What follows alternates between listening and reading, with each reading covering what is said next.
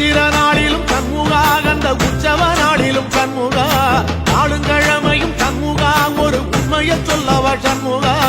ஆறு படையிலும் ஆறு காலத்திலும் பூசை நடக்குமே சண்முகா பூசை நடக்குமே சண்முகா நல்ல பூசை நடக்குமே சண்முகா செம்படி வீரா சரவண பவா